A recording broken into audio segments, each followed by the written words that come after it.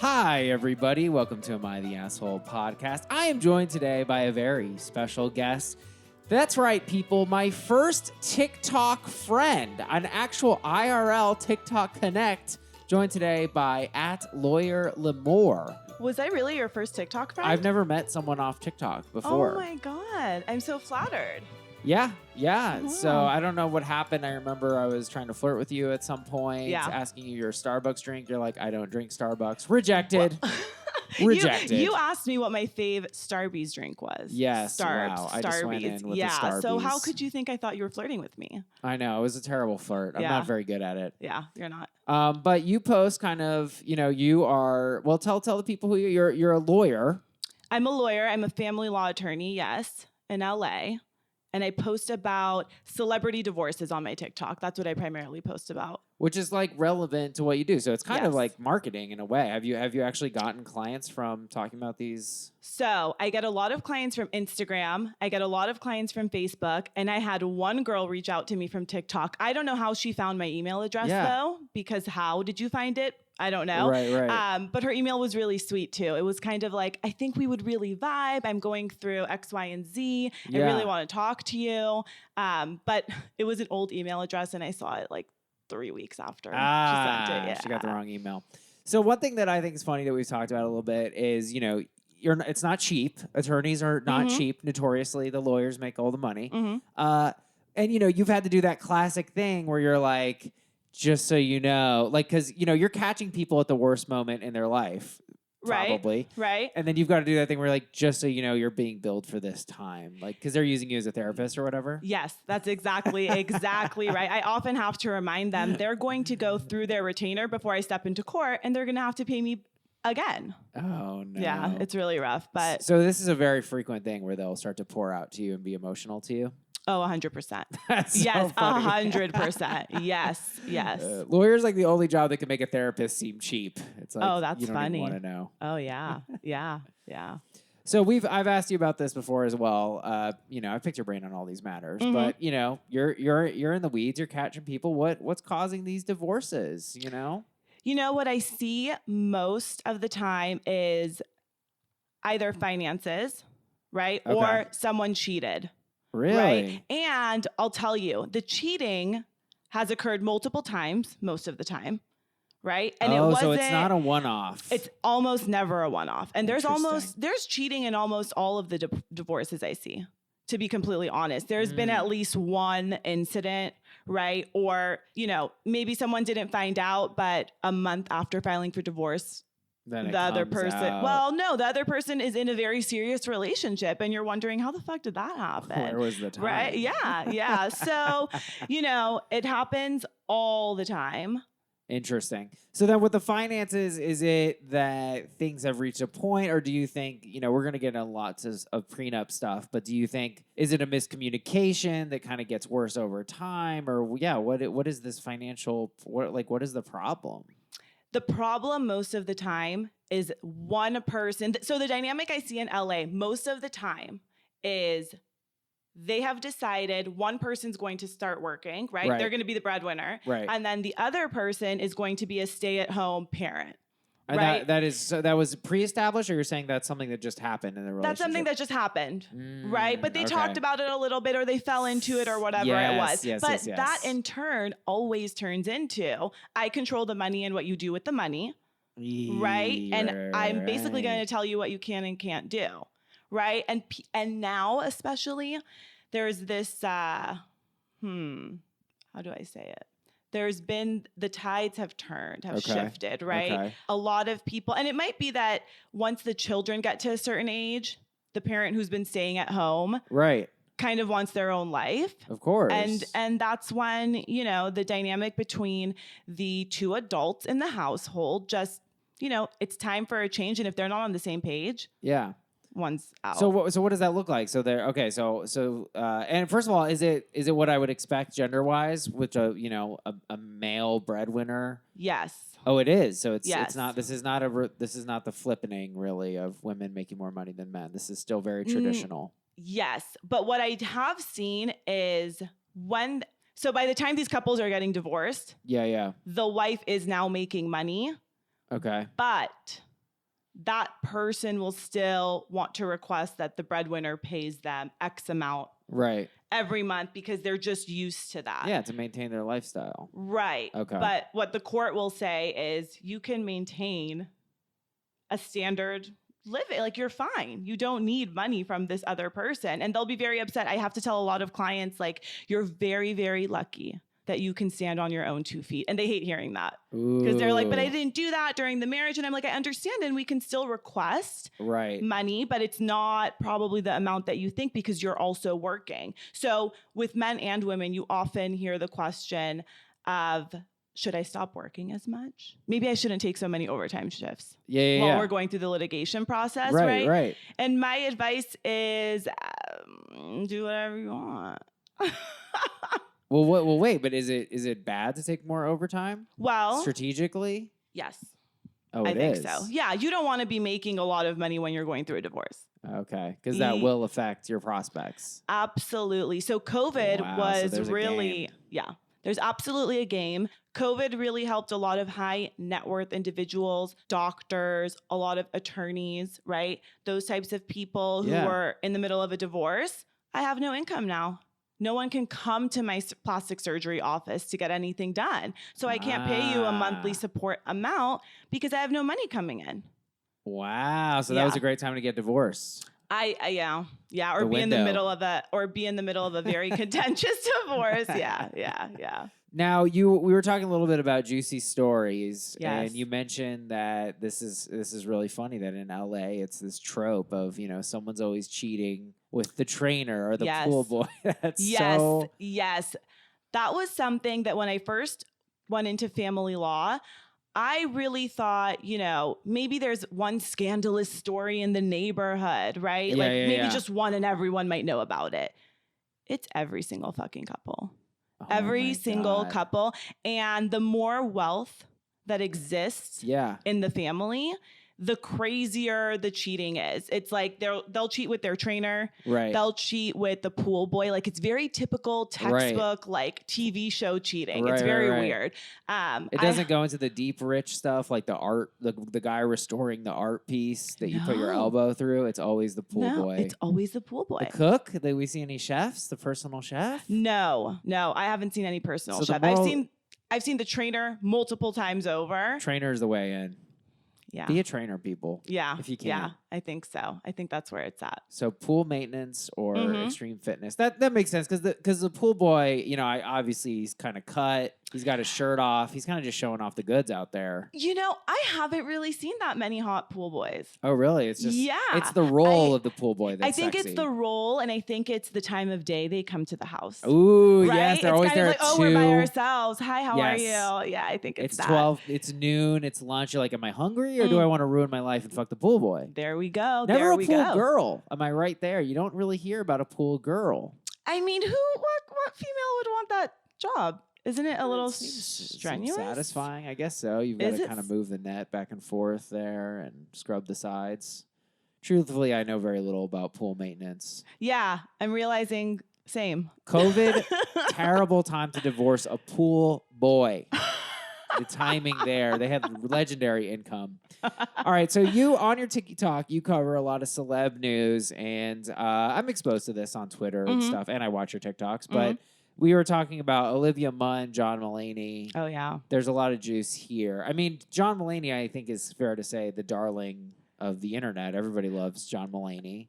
Not anymore, though. You think he really lost people with this? Oh, absolutely. And so did Olivia Munn. She was very much a girl's girl. Really? Before. Yeah. And what is she famous for? I'm very ignorant. To me, she's famous for Newsroom. Okay. But I think that she's been in Marvel movies, or she's going to be. Okay. But she's really hot. Okay. And she's very cool. All right. So I've always liked her. Just she's hot and she's cool.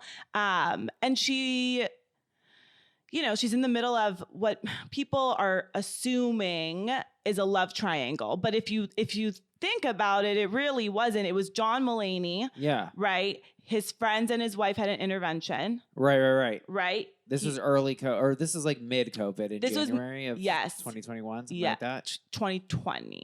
2021. That's right. That's how long right. COVID was. Oh my God. Yeah, That's sucks. right. That's right. He got sober. He was good. And he told his wife, who also is this beloved artist who I didn't know before. Right. But he told her he wanted to separate. And she was very vocal, at least from what I read, that she did not want to. She wanted to stay with him. They'd been together 6 years. They don't have kids, but they were together for 6 years. And I think part of his bit was that they had decided not to have kids, right? He'd mentioned that in some of his skits, whatever. I think the bit that I think of is he has a bit about her, which is, he's like, I'm not going to do that thing where I say my wife is a bitch and I hate her. He's like, my wife is a bitch and I love her. She's the baddest bitch, Oh, I love that. But didn't he have one where they were with the realtor looking for houses? Yes. And the realtor kept talking about like a day.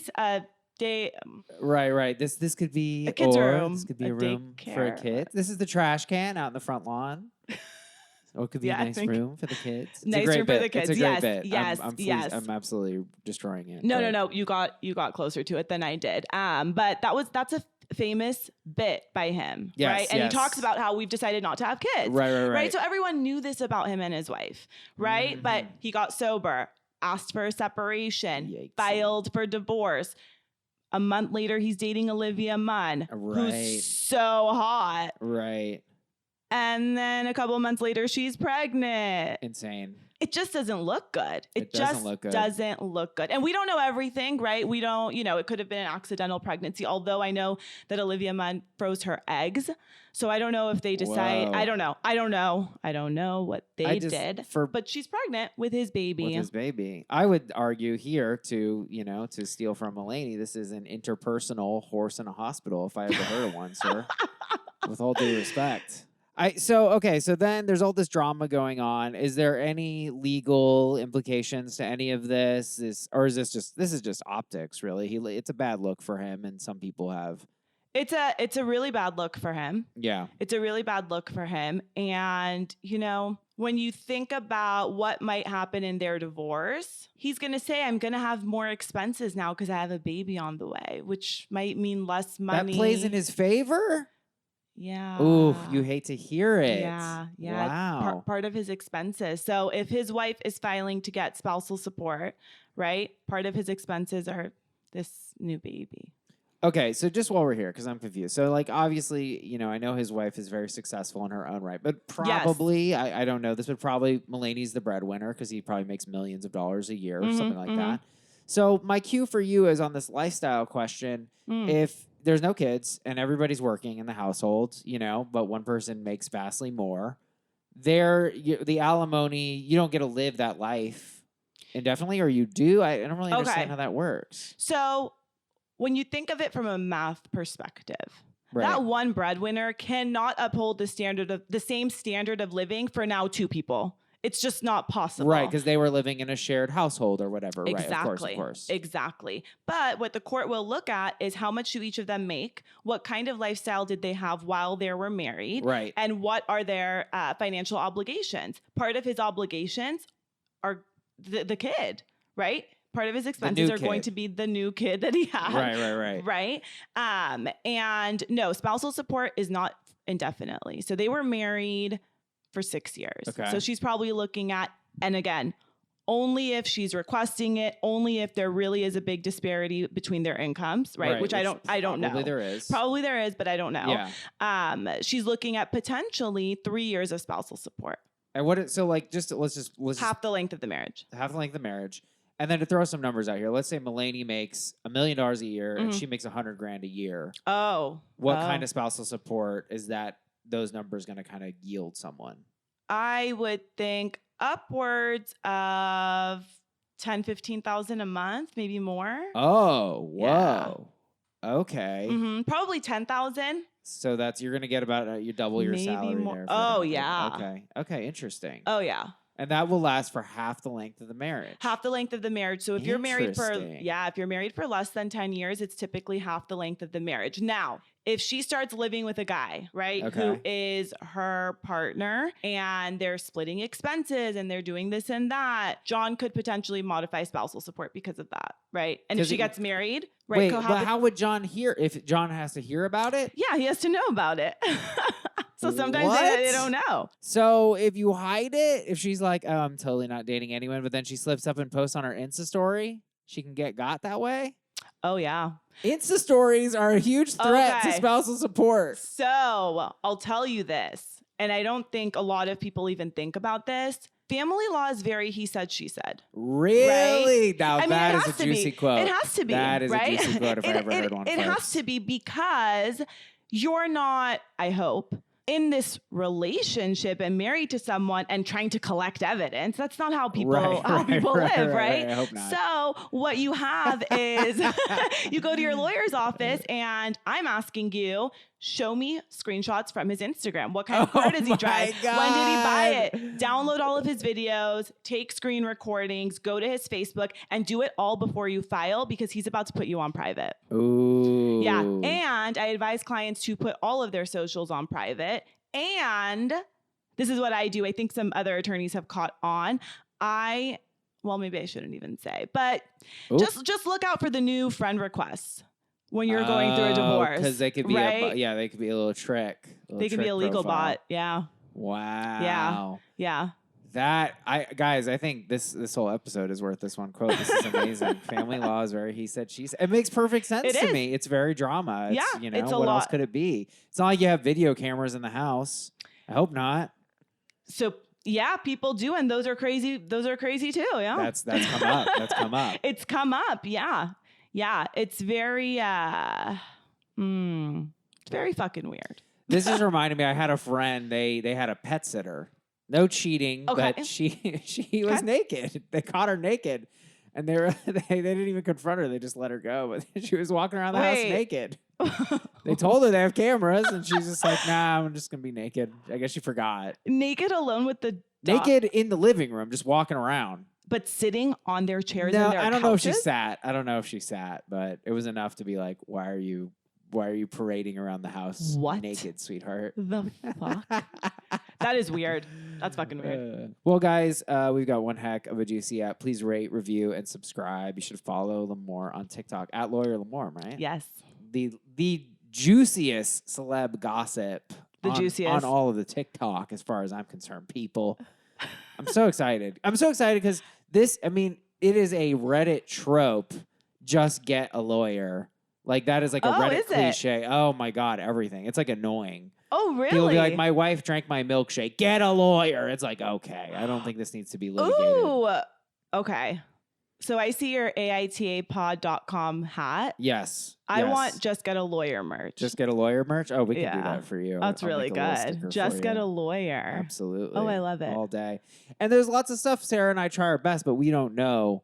I mean, I'm learning so much already, so I'm just so excited, guys. Our second story of the day, AITA because boyfriend's family wants a contract to protect him in this house. But first, people, and by the way, you're going to want to stick around because the third one is the juiciest of them all, arguably. AITA for telling my sister it was dumb of her to expect to keep the same lifestyle post-divorce. So we're going to get into the weeds on this because this is fascinating. You know, people don't have this conception of marriage that you get to chill. You gotta chill for half the length. Here we go. My 35F sister, 40F, is going through a divorce. It's pretty straightforward, no major nastiness or drama, but divorce still sucks for everyone involved, and it's sad. My sister initiated. I don't blame her. My ex-brother-in-law wasn't such a great partner, but he's not a horrible person, and he's a good dad to the kids. So basically everything, assets and kids, get split down the middle. Yeah, they're going to cut the kids in half. And they Split the baby is a big thing in the law. Really? Splitting the baby, yeah. All right, we'll come back to that. And they were ordered to sell their house and split the money, which for some reason my sister wasn't expecting, even though there was never any reason to believe she had more right to the house than he did. So now they're each living in separate apartments, nice ones, but obviously not as spacious as the house, and my sister has had to increase her hours at work. My ex-brother-in-law makes a comfortable living, but not enough to support two households. And anyway, I think because the custody is an even split, he doesn't actually owe child support. So yeah, It's a definite downgrade in lifestyle, though by no means is anyone here poor or struggling, just more financially tight than before. So my sister has been complaining a lot about the unfairness, and I do sympathize. Divorce is stressful, and she's going through a lot right now. And I wouldn't mind if it was just venting about the stress, but she goes on about how she was wronged, done dirty by the courts, and it was all just unfair. Honestly, that's just not true. It sucks, but nothing unfair happened. I finally snapped and told her so the other day. I said, did you really expect to keep up the same lifestyle post-divorce? Divorce is expensive and screws up everyone's finances, and it was dumb of her to expect to continue the same lifestyle. Needless to say, she's pissed. And so are my parents, who said I shouldn't have, quote-unquote, kicked her while she's down. That wasn't my intention, though I see how she might feel that way. AITA for what I said. I think it's a no assholes here. Wow, you're jumping right into the verdict. Yeah. Oh, is that not how you do it? We have to talk about it. Okay, let's talk about it. Yes. Well, we can talk about it knowing, wow, I love that you had it that quick. Let's open up on splitting the baby. I think that thread was, I think a lot of people visualize a baby and maybe like some kind of paper cutter or a guillotine. So what does this mean? Split. It makes sense, right? I mean, I guess what I'm intuiting here is you really wouldn't want to pass a baby back and forth. It's not ideal. It's not ideal. The child needs to bond to probably a mother, classically speaking, because of, breasts, I'll just say it. And I mean, yeah, is that what is the rub there? So it used to be that if you're breastfeeding, you will probably 90% of the time get a majority of the visitation timeshare with the child, right? Okay. No overnights for dad until you stop breastfeeding. But what would happen? Wow, so it really is breastfeeding driven. Oh yeah. It used to be. I'll say that. So what would happen? And the reason that it's no longer the policy of the court is people would be breastfeeding a 3-year-old. Oh my God. Right? I didn't even think of that. It's a workaround. Right. Women who were not breastfeeding would say they were breastfeeding. Who's checking up on? How can you know? Yeah. Right. How can you know? So now it's gotten to the point where the court's kind of like, you can pump. Just give the dad some milk. The baby can take some formula. So then you get into arguments about, no, breast milk is healthier for the child. The doctor said this, which is hearsay, but the court will still listen to it. Yeah. Right. And they get nervous. But when the child is really, really that young, which happens when people have one-night stands, right? They have a baby that they don't want to share with this stranger, right? Yeah. So it still happens a lot. And those dads don't really get great visitation in the beginning. But the breastfeeding, it's a thing. So it's kind of a move early on the first year, maybe. But then the courts they're not stupid. You're not going to be like, I'm breastfeeding my 7-year-old. Yeah, they're not stupid. I don't know why that's your voice. They're breastfeeding my 7-year-old. Gross. That's so interesting. Okay, wait. Just because we're here and we need all these legal questions. You said it was hearsay. What does that mean? Yes. So hearsay is an out-of-court statement used to prove the truth of the matter asserted. Okay. Okay. So what the court will say, you'll make an objection. This is hearsay, right? What the doctor said is hearsay. The doctor's not in court for me to cross-examine them. The doctor isn't actually there. No, but you're telling the court, the last appointment we went to with the doctor said that our baby cannot digest formula correctly. And has to be breastfed. What if you have a note? Or the note is still hearsay. That's still hearsay? It's still Even hearsay. if the doctor signed it and stuff? Because we don't have the doctor there for the other party to cross-examine. Right? I can't poke holes in your argument if you're not there. Right. But what the court will say is, I am not taking this for the truth of the matter asserted. I'm not listening to this evidence to figure out if your child can or cannot digest formula. Okay. I am taking this evidence into account to figure out if this baby can go a day or two without breast milk, right? He's not trying to figure out, or the judge, he or she is not trying to figure out if this child has digestive problems. Okay. He's just listening to this evidence to figure out, can I give dad overnights? Okay. Or not? Hearsay is a very, very complex, it's very complex theory. Yeah. But what I usually tell clients, and again, family law court is the most interesting, fun, it's so chaotic. It's so chaotic. Like if you sat in on a day of family law court, it's crazy. But a lot of people will send their attorneys character letters. I'm a great mom. I'm a great dad. I'm a great this. I've never, I'm the best. Wait, send their attorneys? Send their attorneys these letters so that we can present it to the court. Oh, I'm going to send you a letter that I wrote? You're going to send me a letter your friend wrote. Oh, right? You would send me a letter from Sara. Okay. That says, Danny is the best dad. I see him with his baby at the park. He's so amazing. Right? But... okay, yeah. Who is Sara? Your best friend? Right. What do you think she's going to say? That's not going to sway the court, right? But maybe bring her into court and let's see what kind of testimony I can get out of her, right? But the other side, they're literally going to say, how long have you known Danny? Right. 10 years. Sure. What's your relationship dynamic? Oh, well, we co-host a podcast together. So your paycheck depends on your relationship with Dan. Get the fuck out of here. So the hearsay aspect basically has a lot to do with the fact that there's no cross-examination. You need to have, that's really juicy. Wow, we're learning a lot today. Okay, so to get into this situation a little bit, my first question for you is, again, we're going into, there's an income disparity here, right? The sister 40F makes less money than the brother-in-law. And then the custody is an even split. So they're each going to have the kids half the time, right? That's what that means. In that situation, is it still possible that he is going to give her, or that he won't owe child support? That's true. You don't owe child support if you have the kids half the time? Yeah. Okay. Yeah. Most of the time. Even in this income disparity. But there could still be spousal support. It said he won't have to pay. Okay. Yes. Spousal support and child support are two different things. Okay. Yeah. So she could still get spousal support because she earned less than he did. Yes.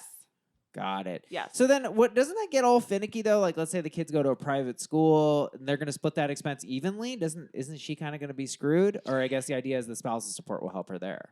No. So that is a different issue. Oh. You can include tuition in the child support calculation. Right. And what the formula will do, and what sometimes we just negotiate, is if you make 2/3 versus 1/3, like if you make 2 times more than I do, right, you're going to pay 2/3 of the tuition. And I'll pay 1/3 of the tuition. So this is stuff that's kind of worked out like on a line item basis in the divorce. Yes. And you try to negotiate everything. I mean, if there's a huge income disparity and I'm representing the out spouse, the one that is not making a lot of money. Right. You're going to want to argue the other side should be paying X, Y, and Z, right? Everything. Right. I'm not paying 1/3. You're going to pay everything. But 1/3 is a very good compromise. And if you litigate, most likely that's what the court will have you do. Oh, really? So that's a pretty fair, they're pretty fair about. That seems very fair to me with something like tuition. The LA courts, I think, are very fair. So when I hear someone say, what did this woman say? She said she was wrong, done dirty by the courts, and it was all just unfair. No. Right? Listen, there's a mourning period when you're getting divorced, right? You're grieving this relationship, right? Yeah. But, the reality of it is you could not expect to live that same exact lifestyle. There's just no way. And I think it's nice to have someone tell you that. And it's your sister. Right. Right? Just kind of telling you, like bringing you back down to reality. Right. We need to come back to earth. Right? Obviously, you're kind of kicking her while she's down, but I think you're helping her. She needed to be told. I think so. Will you be, what is your approach? If I come to you and I'm a mess, pretending my 3 COVID breakups were, divorces, and I come to you and I'm like, oh, I need a lawyer and I'm just so hurt. What is your emotional approach? Do you try to stick to the facts out the bat, or how do you kind of broach these? I mean, ostensibly some of them are kind of broken when they come to you, right? They're absolutely very broken. And my favorite thing, and my favorite thing is to see them on the other side of that. So happy. Great. I love it. And I also love just helping them emotionally. I will listen to all the shit they're telling me, right? I'm empathetic towards it. Right. I feel bad for them. A lot of my consultations are convincing people whether or not they should get divorced because they ask me, I don't know if I should. What do the numbers look like? I don't know if I could survive. And I always tell them, if you're calling me, you know the answer. What's the answer? you need to get divorced. You're calling a divorce attorney? Fuck off. You're calling a divorce attorney? You need, it's time. It's time. And I tell people all the time, whether you hire me or you hire someone else, you need to get divorced. That's just the reality of it. I will guide you and prepping you to collect your evidence, right? Right. So wait, okay, let's dig a little. That's juicy. So you're telling me you've never been approached by someone for this consultation and been like, no, I don't think you need a divorce. It's why is that exactly? Because you're asking if I've ever said, no, you don't? Not no, you don't, but just been like, well, maybe it's not as bad as you think, or maybe it'll work out in the end. Why? Is it just... No, I'm not saying that. Yeah. Maybe it'll work out in the end. No. I'm not telling them to get divorced. Of course. Right? Course. I am just telling them, if you're at this point... Yeah. If you now know me and you have my number... You've gone too far. You've gone too far. And listen, what I do tell them is things like, if you wait until, like, if you have a 13-year-old and a 15-year-old. Yes. Right? Yes. This is and you want to wait until they're 18. Right. Right? And you're worried about how much money you're going to have when you get divorced. If they're already 18 because you wanted to wait 5 years. Yeah. Right? Because you don't want to hurt them and you want to whatever. Sure. Number one, you will damage them far more than, not being in an unhappy marriage. Yes, exactly. Interesting. Yes, and you're not going to get child support. But why would that matter? Because if you're calling me about how much money will I have to live on or, But isn't the idea of child support that you would, be forced to use that money on them? Oh God, Lamore just made this I can't even describe it. It was like this really look of cute face. Yeah, a really cute face that was like, you're a fucking idiot if you're so naive to think that's what child support is. You can spend child support however you want. Right? But the other side of that is, yes, you should be using it on the kids. And guess what? 18-year-olds are still asking mom and dad for money. So true. So you're not going to be getting that child support, So I tell them things like that. I also, we go through the duration of potential spousal support, right? When you hit the 10-year mark in California, then it is kind of spousal support forever. But the public policy is that it should end at a certain point, because the reason you're getting spousal support is to help you get on your own 2 feet, right? So you're not going to get it for 25 years. Oh, right? you realistically won't. Okay. You might, but you shouldn't. You shouldn't. But for some people, it's cheaper than paying the lawyers. It's cheaper than modifying it again. Right? I've had, when I was in retail, I was working on Rodeo Drive, and Hugh Hefner. Oh, my God. His ex-wife basically would say, I can't move in with my boyfriend. And I'm like, why? Why not? Okay. I would think I was like 16 or 17. And she's like, because I won't get what I'm getting. Like, I won't get the same amount of money. So this is that game you're talking about, the he said, she said. Yes. Because if he finds out, then that's it. She's going to lose that sweet, sweet spousal support. And Hugh Hefner's doling it out. That's hustler money, excuse me, Hugh Hefner is pulling. Oh my God, I'm so sorry. I am money. So sorry. You should be sorry. And there was also nothing to find out because she wasn't doing it. She was not going to live with the boyfriend. She's like, am I fucking stupid? Yeah, I'm not going to fucking live with a boyfriend. What the hell? So she's got to be lit. Like, if she just posted Insta story of her and the boyf at, Nobu, booging out, having $200 sush. That's okay. That's fine. It's living, it's residence. It's cohabitating. Yeah, cohabitating or remarrying. No sleepovers. Get the fuck out of my house. Get out of here. A sleepover here and there is okay. But I wouldn't take pictures and post them. That's so interesting. Yeah. Okay, so it sounds like if a client comes to you and they're broken, you're empathetic, but you also you give it to them real, kind of like OP did here. Yes. You got to. I have to because you're calling me to help you in the legal realm of all of this, right? I'm going to potentially be your attorney. Right. So yes, I want to know everything that happened. Right. But if you're paying me X amount of money per hour, I better be fucking getting you results in court or through a negotiation, right? It's not just like, oh, I feel so bad for you, which I do. Right. Right. But that's not going to get you spousal support. Right.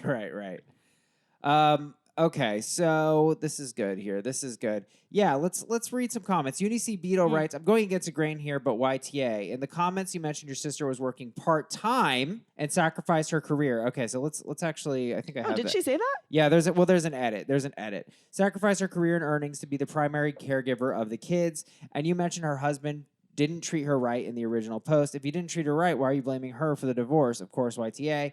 She was between a rock and a hard place, chose to get out. She's struggling. What's she supposed to do? Stay? Also, justifying her ex-husband not treating her right with, well, he's a good dad is bullshit. Being good at one thing does not eliminate you being shitty at another. Edit. Okay, so this is OP's edit to the post regarding her career.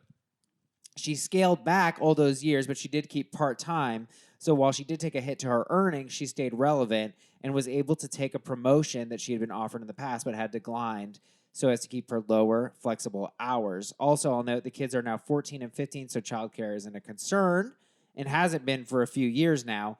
However, there are still logistical things like appointments and extracurricular activities that would be easier to handle if she didn't work full-time. But also now her ex is responsible for those things 50% of the time. So I guess this is pretty much lining up with what we've been saying is if she did work less and she was working part-time, she'll have spousal support to compensate for that for half the duration of the marriage. Potentially, yeah. And by the way, we're talking in California terms. I'm guessing California is on the upper paradise end of these things, or no? I think so. Yeah. It is. Yeah. Would you say like this is the top quarter of states for divorce law? Yes. Oh, okay. So 100%. This is is there a notorious worse state to get divorced in? Probably Texas. Really? Probably. I don't know. It sounds like it. Probably. Probably. Not legal advice. Not legal advice. Yeah, no, probably. This is okay. So the other thing is, I guess some people are really coming at, was this a vent or not? Lil LM writes, YTA, people are allowed to vent. Venting doesn't need to make sense. It's not like she decided she won't work the extra hours. She's just venting, and keep in mind that her lawyer might have given her the wrong expectations. You are insensitive. You don't call out your loved ones because they're venting to you. They're not hurting anyone. I'm sure you vent too sometimes. Aww. I mean, I think it's true. I have said before on the pod, don't step on events. Okay. But I think this sounded like a lot of different vents. And like it can be very frustrating to have someone repeatedly mischaracterize a thing. She keeps calling it unfair, done dirty, wronged. And it's very different because it's like, well, no, you're actually mischaracterizing what happened. And that's probably keeping you from properly processing it. It's like, no, what happened sucks. It's shitty, but you weren't done dirty. I completely agree. And if you've already been through the litigation, right, and you presented your evidence, this is just how it played out. There's nothing. Of course, you can vent again. Probably get a therapist. I don't think the sister is an asshole. I'm with you. I think it reached a point of like this girl needs a reality check. AITA ever telling my sister it was dumb of her to expect to keep the same lifestyle post divorce. I think we agree. No assholes here. Here. She's just venting. Yeah. She's just complaining, really. So. Yeah. AITA, because boyfriend's family wants a contract to protect him in this house. So I'm buying a house. I'm in closing now, waiting for the attorney's office. House and finance is solely in my name. Bank won't allow otherwise. My boyfriend's family, since he is moving in with me, is all upset because his name can't be on the house. He has zero credit and couldn't be on it anyway, nor do I want him on it. They're trying to see if an attorney or something will contract something even away from the bank, where if we break up, he will get back the money he puts into the house. My attorney already said they will not do that, so now they're wondering if an attorney not associated with the deal will contract something. They can't do this, right? This is not an AITA. This is a legal question. The house and deed and financing is in my name. He has nothing on it, but if he puts bucks into it now, I have to be held responsible for paying it back in the event of a breakup. He already said he isn't moving into a house where his name isn't on it due to immense paranoia from his past relationships. AITA. Okay, obviously the legal question here, I think even I can nail this. You can't just go to another lawyer. I guess the question is, okay, so, I move in with a gal who just bought a house, and then I'm paying her rent, but we just call it that out loud. We don't have a contract or anything. How does that look? We don't have a lease or anything. If it's rent, it's rent. You don't get your rent back. Even if we just say it's rent. But what if I then, or if we're married, then how does that look? Is that still going to play as rent, or how does if you're married? Yeah. Well, are these people married? No, they're not. Boyfriend's family wants a contract to protect him in the house. Seems like you have nothing. You have nothing unless there's a contract that says otherwise, perhaps. Yeah. So yeah, you think that would be this boyfriend really has no case of any kind? No, and fuck you. You want equity in her house? No, it doesn't work that way. No, you can pay her rent. But then likewise, in the interpersonal aspect of this, she would be duty bound to do everything for the house. It's not their house. It's her house. And she's got to be the one to fix the shit and call the plumber because he's... Well... Oxos. I see a lot of pain points here. Well... Sure. Yeah. But if he's living with her, perhaps they need to have an adult conversation about how are we splitting stuff. But it sounds like she doesn't want to give him equity in the house. And that is very fair. Equity in your house. Right. No, that's too far. Okay, but what I'm not hearing from you is that if then it's the case that he's a renter, don't they sort of assume a landlord-tenant type of dynamic where it would be on her to do maintenance? Sure. Do the maintenance. Okay. Great. So it'd be kind of fucked up for her to be like, honey, call the plumber. No, I'm not going to call the plumber. I don't think that's fucked up. No. No? No. Your boyfriend who lives with you, if you're living together, this is a question of equity. Are you getting equity in my house? What about equity in terms of equality? Gross. It's not fair. It's not fair. You can't make a phone call? No, I can't make a phone call. That's not my duty. You're asking me. You're crossing a boundary. That's not the dynamic we have. You're just not a nice person then. You can't make a phone call to the plumber? I'm not going to do it because I'm not going to do that for my landlord. And in that capacity, you're asking me to basically do work for you. Well, it's your job. It's the same amount of effort as calling your landlord and telling them you need a plumber. But pick up the phone. No, it's one not. Call. I want to text the landlord, hey, my plumbing's out. The plumber's going to ask all these questions. When can I come? Nuh-uh. I ain't doing that for you. Oh, my God. Wow, we're fighting people. I was hoping this would happen. That's gross. Yeah. Okay, so let's just flip the genders. Will this affect you at all? No. You're telling me you move in with a guy. He owns his house. You're a renter there. He says, call the plumber, baby. You're fine with that? Oh, absolutely. Really? Yes. Okay. All right. No, as long as you're consistent. Of course. I think it's unfair. I think it's like you're putting a strain on the relationship because you're acting as a landlord tenant, and I think you should preserve that boundary. If you're going to be so like, this is my house and it's my equity, then it's like, yeah, if there's a problem with the house, that's your problem. Whether it's a phone call, okay, if it's letting someone in the door, of course. Wow, you're so nice. But making a call and proactively fixing shit, no way. What if the other person's too busy? Nah, it sounds like you're not upholding your responsibilities as a landlord. Disgusting. This is your pain in the ass. Gross. You want the equity in the house? Well, these are the pains of home ownership.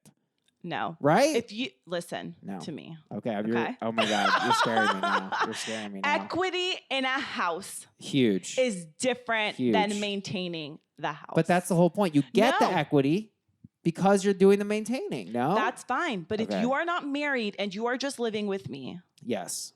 Okay? Yes. It is a roommate situation. If you're the landlord because it's your place. But as far as who is calling the plumber or I don't know what else goes wrong in the house. Okay, let me ask you this. Fine. I'll call the plumber. Okay. I'll make it happen.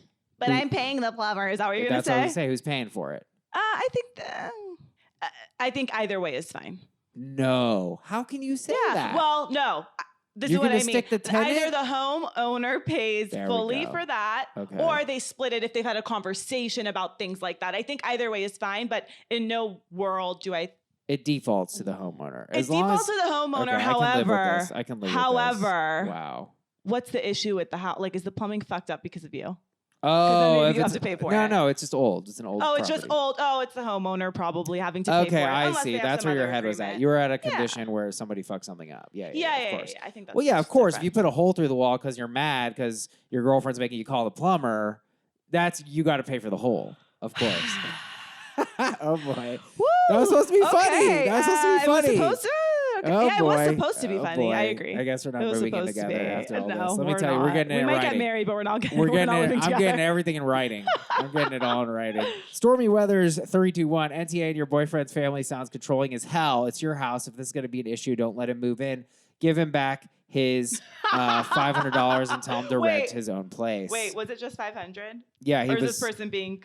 I think he was being fucked up. I don't know where they got the $500. Box, having him pay her rent makes that taxable income that must be reported. Is that there? Do you do taxes too? Tax law? I don't do tax law, but rent is income. Oh, it is income. However, the expenses it's gonna be a wash, right? Because she's taking in the rent to pay her mortgage. She's not really coming up with any. She's not making a profit. Oh, okay. So it's not a negative, not that bad of a deal. I mean, I think this one is a no-brainer, folks. But I'm happy because we got to have some disagreement between us, which was pretty fun. I mean, I don't really actually think we disagreed in the end. You were just thinking of a situation where it's someone's fault. Like I'm your shitty tenant who like broke the plumbing. Yes. Because flushed you have hair to be down the drain or whatever. Yeah. That's right. Yeah. AITA because boyfriend's family wants a contract to protect him in this house. I actually think this is a YTA because it's weird that he's not talking to her. He's trying to bring his lawyer into it to fuck up her house deal. It's like very aggressive. Yeah, the lawyer and his parents. What? Gross. But then where do we stand, AITA? Because boyfriend's family wants a contract to protect him in this house. AITA, we're saying not the asshole and the boyfriend is. That's correct. That's what I'm trying to say. Yes. So we agree there. Yes. Folks, please rate, review, and subscribe. We'd really appreciate it. Join us on Patreon. And you can be in our WhatsApp and listen to tons of bonus episodes. Actually, this is pretty crazy. Sarah took the week off, and I got wild. We're doing this amazing episode, and Anthony and I did an episode that you can access in the Patreon. That's right, the original Anthony O'Connell Upper Feast on the pod in the Patreon. Check it out. All right, folks, we're going to wrap up on this. I think this might be the juiciest one here.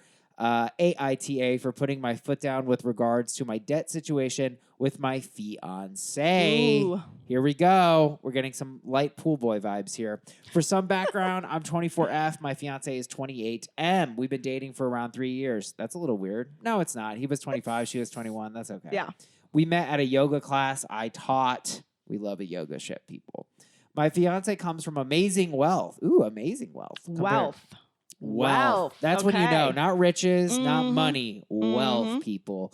Compared to my family, at least. And for some context, his family owns several $1 million homes, including a couple that he technically owns. Can you imagine? He's been really cagey about only one thing, and we're nearly perfect everywhere else, which is paying off my student loans. Due to some poor choices on my end, I ended up with $100K in debt. Huge burden for me.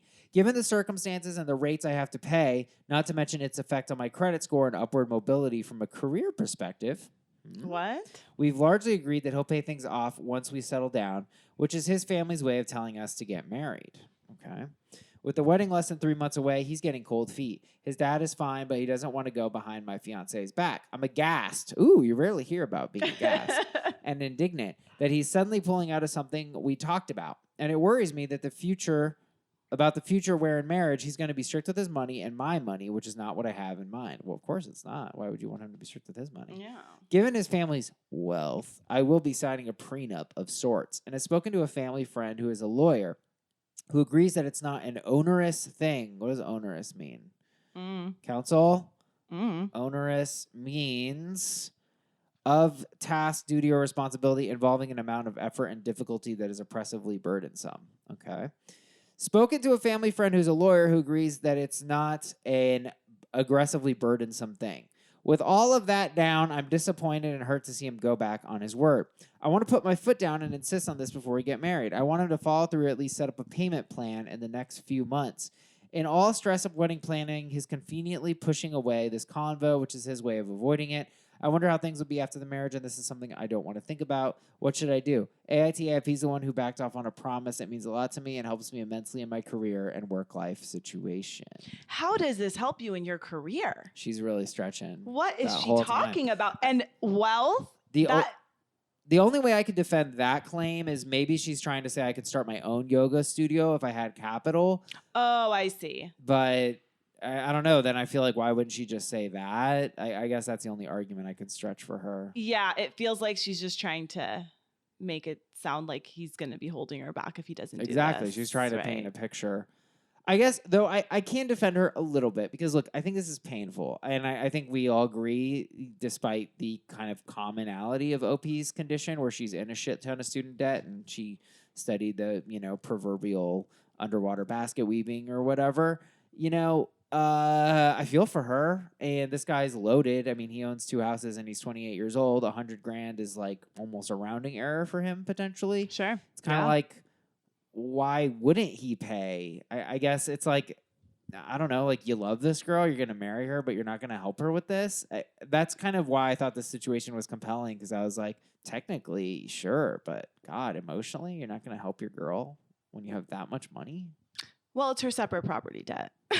So he doesn't have to help her. He doesn't have to help her. I agree, but... but being wealthy... She says, wealthy. Wealthy. They have multiple properties. Their wedding is going to cost more than $100,000. Oh my God, easily. So just pay it off. But also, are you not going to marry him because he didn't pay off your student loan debt that you took on? You took that on. It's true. It's weird. I think this is a complicated one because I'm like, why isn't he just willing to do it? That seems weird to me. But wait, okay, let's say he's not willing to do it. Isn't any debt that she has automatically shared debt once they get married, or no? No, it's not. So she incurred that debt before they got married. Right? So California is a community property state. Okay. From the date of marriage to date of separation, all earnings and accumulations and debts are community property if you do not have a prenup. From the date. But a prenup can change this. Yes. Okay. You would only enter into a prenup to change what the laws are, right? You make your own rules. And does a prenup will hold up if you do change shit and it's signed, or no, it can be destroyed? It can be invalidated for a number of different reasons. But if you get good lawyers, he's going to have a great lawyer, and he's probably going to pay for her to have a great lawyer too. Why would he pay for her to have a great lawyer?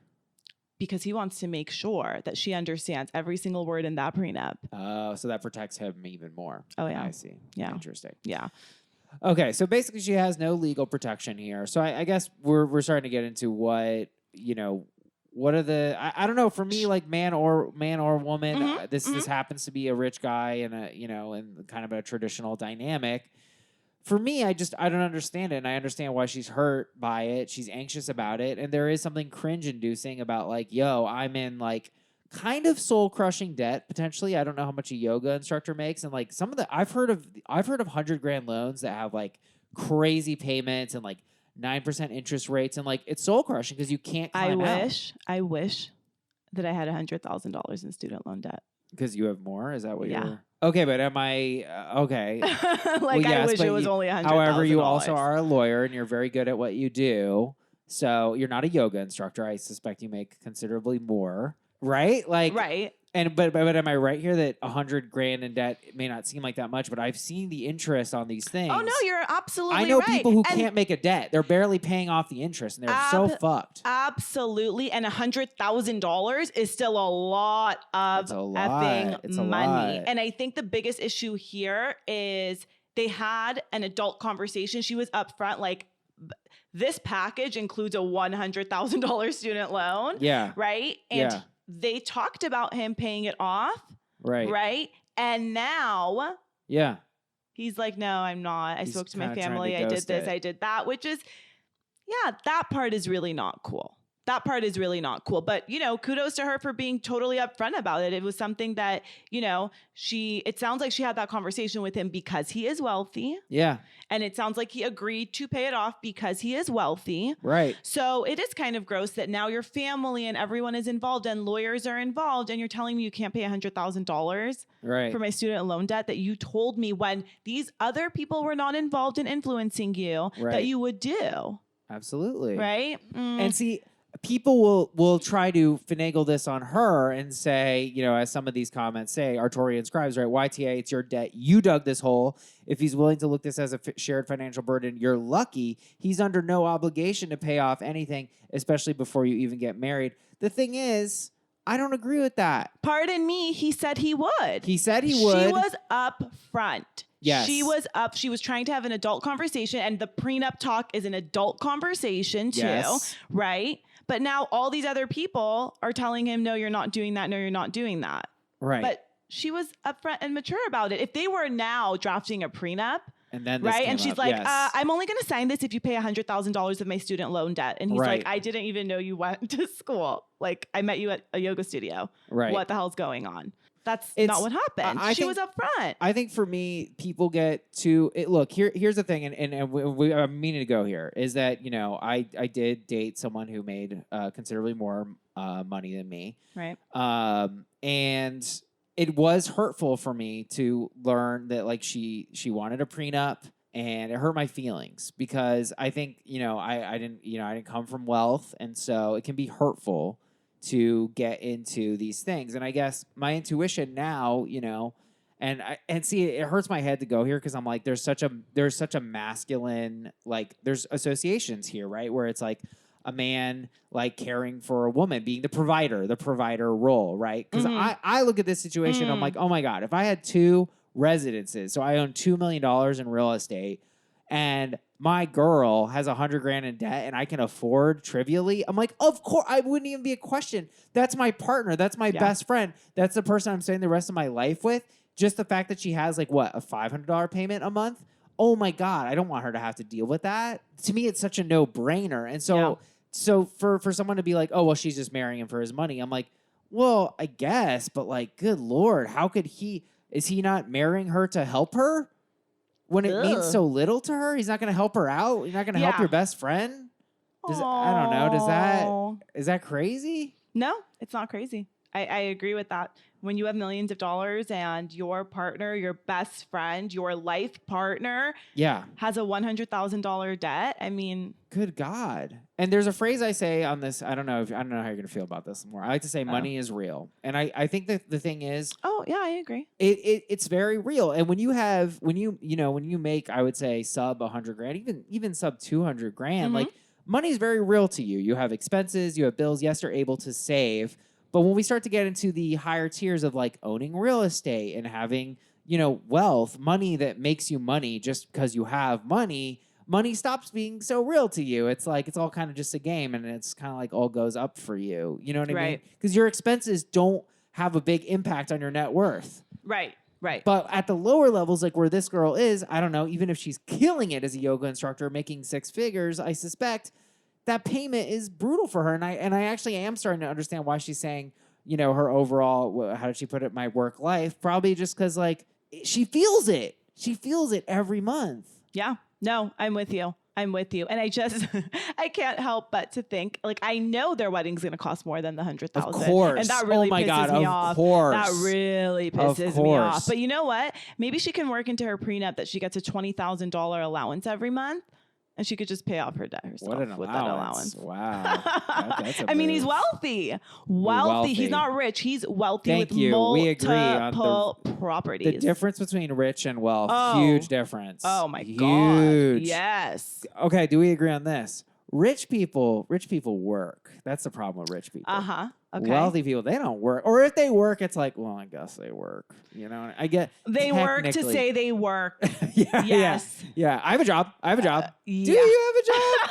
What exactly is your job? No. Wealthy people, no. They just collect checks. They just collect the money. Checks. Yeah. The Reddit is not seeing eye to eye here. I mean, I don't know where you're leaning. On? Everyone's YTAing her. This is every parent's nightmare. Son falls in love with a gold-digging hottie. Now we're getting somewhere. The trope of the gold digger. This doesn't feel like gold digging to me. This does not feel... Gold digging is what I just said, okay? Right. $20,000 allowance every single month. Right. Work that into your prenup. That, potentially, I could see that as being a gold digger. Right. But this girl was upfront about a debt that weighs on her. Yes. And this guy said to her, I will take care of it. Right. What? Gold digger? She's trying to pay off a debt. She's not trying to buy a Birkin. Right. Okay, hold on. I'm having a fact check here. Oh. She says, just to characterize what he actually agreed to, she says, we've largely agreed that he'll pay things off once we settle down. So I guess it was a little bit blurry how he did it. But still, I don't know. I maintain I'm kind of like, when there's such a disparity in income, in wealth, and $100,000 is a lot to owe, but not a lot to give, or a lot to help out with even, you know? I guess to me, it's just like, what's your problem, bro? You're not gonna help him. I'm 100. I'm with you. Yes, I'm so happy. I'm with you. Which Spartacus here, YTA, your story here makes it sound like you're literally only interested in him for the possibility of paying off loans. Once married, he'll obviously be on the hook for paying. Not true, so that's factually wrong. After all, he's not going to watch you starve, put you in a different house, so the money will be joint regardless. No, I don't think that's true, right? I'm so happy we agree on this. I know. I can't believe we agree on it. Well, because I think, and you can speak to this, there's a big gap between, and we talk about this on the pod, what's legal, what's technically true, right. What are your rights, and what's the right thing to do. And we don't want the law to force people to do the right thing to do, because that can be dangerous. But we should still strive to do the right thing. Absolutely. And the thing about this is that prenup is protecting him and his little family. Yeah. So the least you can do is pay off her student loan debt when you guys are going to be keeping your wealth because she's signing off for you to keep your wealth. Right. What are you? I can't believe this is a fight. Right. They're like selling pennies for nickels here. Yeah. Why? What's going on? Why? Why what be is petty happening? about this minor thing? Yeah. AITA for putting my foot down with regard to my debt situation with my fiance. I think we agreed, not the asshole, and he is. That's right. Yes. I think that's right. Did we agree on every single one? I think we brought each other on board for everything. Wow. You know? We had a seeming disagreement, but it wasn't substantial. Lamore, I've learned so much. Thank you. Glad. I hope you guys were as rewarded by this as I was. I just feel like I know so much. We learned about hearsay. Oh, that's right. I mean, I don't know if I'm the best hearsay teacher. Well, we got the idea. Spousal support, incredible. Thank you so much. Tell these people they can follow you on TikTok at Lawyer Lamore. Yes. LIMOR. Yep. Thank you so much. Thank you. It's been an honor to have you. That was fun. If I get divorced, I know who I'm going to, people. I will draft your prenup too. Oh, that's I know right. you're gonna marry someone wealthy. I could not, I could not. What are you, crazy? I wasn't expecting that response. Why wouldn't I? Yeah. Why wouldn't I? Yeah. What? I want to marry a successful, brilliant woman. Yeah. So, why wouldn't she be rich? She should be. Ideally she's wealthy. Then we don't have to waste any time about. Do you have any student loan debt? I don't know. Wow. Yeah, I'm very lucky. Yeah. Nice. I just have a lease on my car. That's my only right. debt. Yeah. That's right. Yeah. Awesome. We're crafting the prenup for our marriage right now, guys. It's happening. All right, guys. Thanks so much for tuning in, and we'll see you next Monday morning. Bye.